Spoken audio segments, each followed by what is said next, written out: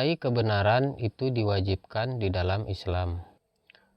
Di dalam Al-Quran Allah banyak mengatakan bahwasanya dia mencintai nabi-nabinya itu sebab nabinya itu mencintai kebenaran. Seperti Nabi Ibrahim, Nabi Musa, hampir setiap nabinya itu Allah mengatakan bahwasanya mereka mencintai kebenaran, sebab itu Allah mencintai mereka.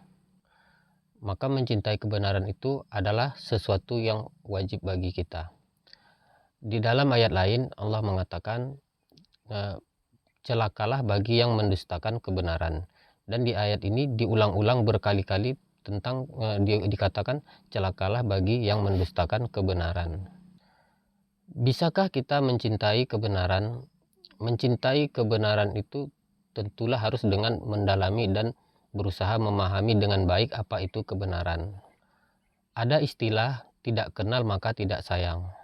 Kalau kita kurang mencintai kebenaran, berarti kita masih kurang memahami apa itu kebenaran. Benar itu lawannya salah. Petunjuk lawannya sesat. Tentu kita harus terlebih dahulu mendefinisikan apa itu kebenaran. Dan memperhatikan dengan baik apa saja manfaat itu kebenaran. Jika kita mendalami dengan baik apa manfaat dari sebuah kebenaran, tentu kita akan bersungguh-sungguh untuk berbuat benar. Dan jika kita benar-benar memahami, mendalami apa itu kesalahan, maka tentu kita akan bersungguh-sungguh untuk menjauhi kesalahan tersebut. Manfaat kebenaran yang dapat kita lihat seperti sekarang, contohnya seperti sepeda motor, seperti mobil, itu dibangun dengan kebenaran. Seperti pesawat, kebenarannya sangat dijaga agar tetap presisi. Setiap pesawat mau berangkat, kebenaran yang ada di pesawat tersebut dicek, jangan sampai ada terjadi kesalahan.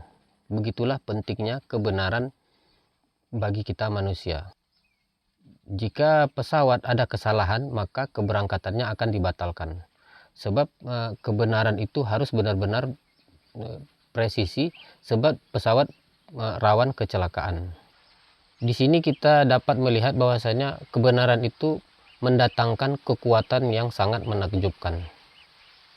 Bagaimana sebuah besi bisa dikendarai, bisa ditunggangi, dan patuh kepada kita manusia, itu disebabkan oleh dibangun dengan atas dasar kebenaran. Jika ada kesalahan, tentu kita akan memperbaiki kesalahan pada kendaraan kita, pada mobil atau sepeda motor, agar dia menjadi benar kembali. Itu salah satu contoh pentingnya kebenaran dan hebatnya sebuah kebenaran jika dibangun dengan sangat teliti. Sebaliknya, kesalahan itu akan menimbulkan kerusakan. Kerusakan jangka waktu dekat atau jangka waktu panjang. Namun setiap kesalahan pasti akan mengandung kerusakan. Maka kita manusia wajib untuk memperbaiki setiap kesalahan. Meskipun berdampak dekat, walaupun berdampak jauh ke masa depan. Namun pada intinya kita tidak boleh membiarkan kesalahan. Dan terus mengawasi kebenaran agar tetap benar. Dan agar kehidupan terus berlanjut. Seperti sepeda motor, jika ada yang rusak diperbaiki agar motor itu tetap terus bisa dikemudikan, bisa digunakan.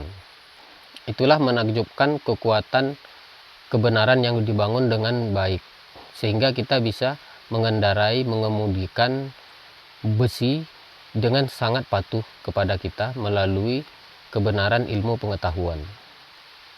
Sebuah negara jika ditata dengan benar, dengan baik, maka negara itu akan makmur dan sejahtera. Tapi jika negara itu ditata dengan buruk, dengan tidak baik, maka akan menimbulkan kesengsaraan bagi masyarakatnya.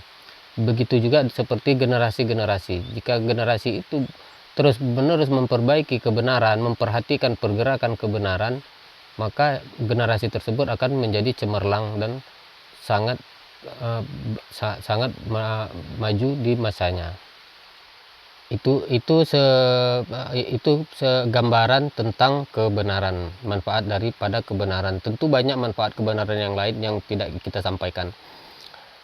Namun kita akan bahas yang lainnya. Kebenaran itu dia mempunyai sisi-sisi ya, sisi-sisi. Jadi kita jangan salah, jangan kita berpikir kebenaran itu lurus seperti garis. Kebenaran itu tidak seperti garis. Kebenaran itu mempunyai sisi dan penting sekali kita memahami sisi-sisi kebenaran. Misalkan kita melihat pohon durian. Pohon durian itu di satu sisi dia tinggi, namun di sisi lain dia rimbun. Nah, itu dua-duanya adalah kebenaran. Namun ada orang yang berpikir salah ya, berpikir patah. Itu dia menganggap kalau tinggi saja atau kalau rimbun saja. Dia menolak salah satu dari kebenaran tersebut. Maka menolak dari salah satu kebenaran itu adalah sangat keliru. Itu yang menolak salah satu kebenaran itu menimbulkan perpecahan. Kita misalkan yang lain, seperti misalnya negara kita Indonesia itu, di satu sisi Sumatera itu adalah negara Indonesia, di sisi lain Pulau Jawa pun adalah negara Indonesia. Kita tidak bisa menolak salah satunya karena memang kedua-duanya negara bagian daripada negara. Misal yang lain tentang kebenaran itu mempunyai sisi, seperti kita seorang ayah ya, di satu sisi kita seorang ayah, di sisi lain kita juga seorang suami, di sisi lain kita juga seorang tetangga, di sisi lain kita adalah bagian daripada masyarakat. Jadi sangatlah penting untuk kita memahami tentang sisi-sisi kebenaran. Namun ada sisi yang dikatakan sisi namun itu tidak dapat diakui. Misalnya kita bilang pohon durian itu tinggi, pohon durian itu rimbun, itu adalah sisi. Namun jika ada yang mengatakan pohon durian itu mempunyai sayap, ini tidak bisa dibenarkan. Di situ kita perlu kebijakan agar kita memahami bahwasanya apakah mungkin pohon durian itu tinggi? Ya mungkin. Apakah mungkin pohon durian itu rimbun? Ya mungkin. Apakah mungkin pohon durian mempunyai sayap? Tentu tidak mungkin. Di sini kita harus membenarkan yang benar dan menyalahkan yang salah. Yang tidak mungkin itu pasti salah. Ataupun kita menolak dengan menolak dengan baik. Tentu mempelajari kebenaran itu tidaklah mudah, tidak cepat. Namun dengan kita bersabar, kita akan bisa memahami kebenaran karena banyak penjelasan lain tentang kebenaran yang penting untuk dipelajari. Ini saja videonya, semoga bermanfaat bagi yang mendengarkan.